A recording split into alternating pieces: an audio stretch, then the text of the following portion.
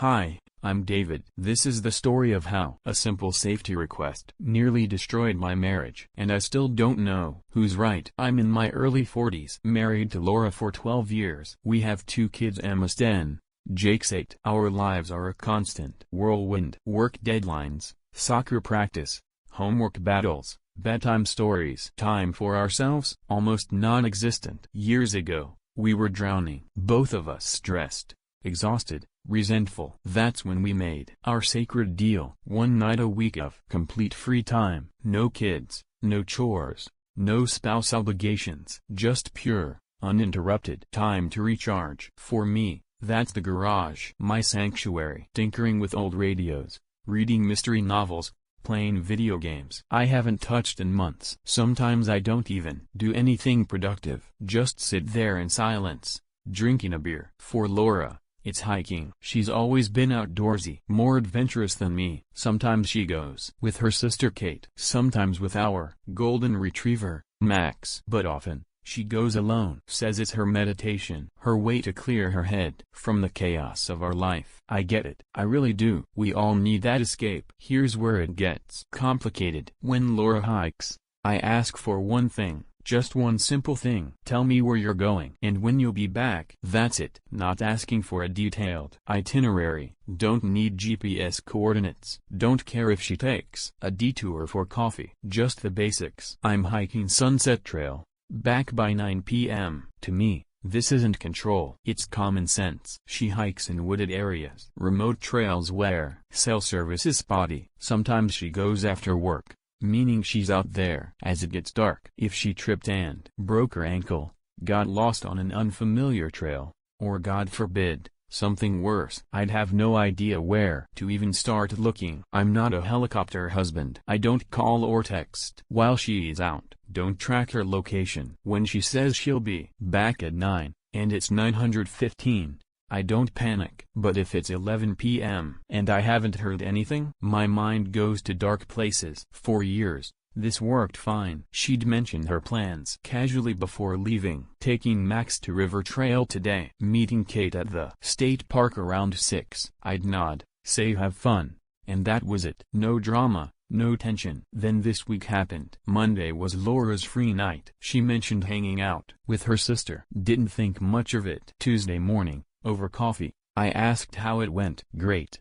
We ended up hiking that new trail by the lake. She seemed happy, relaxed. That post-hike glow she gets. Then I made my mistake. I said, gently, or at least I thought it was gentle. Next time, just let me know where you're hiking and when you'll be back. The temperature in the room dropped 20 degrees. Laura's face changed from relaxed to defensive in a split second. Excuse me? If you're hiking, especially somewhere new, I'd like to know where. Are you serious right now? I could feel the fight building, but I kept going. It's for safety, Laura. What if something happened? That's when she exploded. I am sick of you controlling me. I can't even have one night to myself without you micromanaging where I go. I was blindsided. Controlling?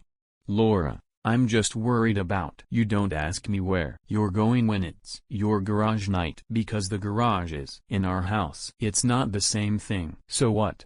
You think I'm incompetent? That I can't take care of myself? The fight escalated fast. Voices raised. Years of buried frustrations suddenly surfacing. She felt like I was treating her like a child. I felt like she was being unreasonable about basic safety. All I want is a text, I said. One text. It's not about the text. It's about you thinking. You have the right to monitor my movements. I'm not monitoring anything. I'm being a responsible husband. Responsible? Or controlling? That question hit me like a punch to the gut. The fight ended with Laura storming out. She didn't come home until after midnight. Didn't tell me where she went. I think that was the point. We've barely spoken since. The tension in our house is suffocating. The kids have noticed. Emma asked why Mommy and Daddy seem angry. I've been replaying that conversation over and over. Am I controlling? I genuinely don't think so. This isn't about power or dominance. It's about love. About caring enough to want her safe. If I went rock climbing alone, or skiing in backcountry areas, I'd absolutely tell Laura where I was going. But my free time activities aren't risky. Reading in the garage, playing Xbox, organizing my tools. The most dangerous thing I might do is use a power drill. Laura's activities are inherently riskier. She's alone in remote areas, uneven terrain, wild animals, weather changes, no immediate help available. Last year,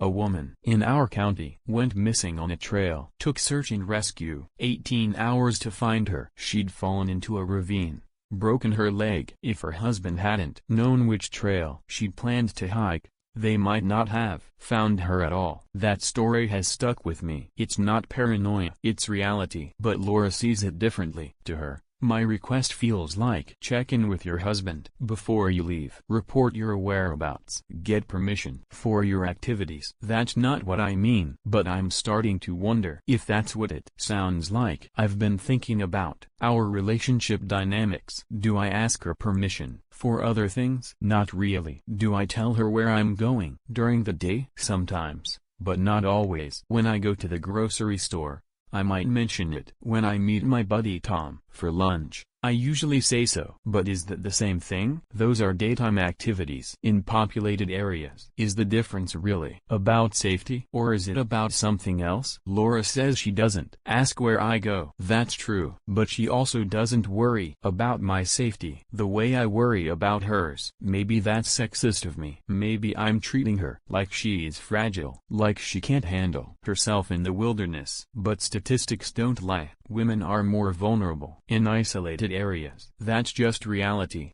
not prejudice, right? Or am I using safety as an excuse for control, subconsciously wanting to keep tabs on her? The more I think about it, the more confused I get. I love Laura. I want her to be happy. I want her to have her independence. But I also want her to come home safe. Is it possible to want both things? Or are they mutually exclusive? I've considered compromises. What if she just shared her location with me through her phone? That way, I know where she was without her having to report to me. But that might feel even more like surveillance. What if she hiked with other people, but she specifically loves solo hiking? That's her therapy. I could buy her a GPS beacon, one of those devices that sends an SOS signal if something goes wrong. But that's expensive and probably overkill. Or maybe I just need to let go. Accept that life has risks. Trust that she's capable. Stop being the worried husband who needs updates. But what if something does happen? What if I could have prevented it? How would I live with that guilt? This fight has made me question everything. Am I a controlling husband who doesn't trust his wife? Or am I a caring partner who wants to keep his family safe? The line between love and control is thinner than I thought. Laura won't talk to me about it anymore. Says I don't get it,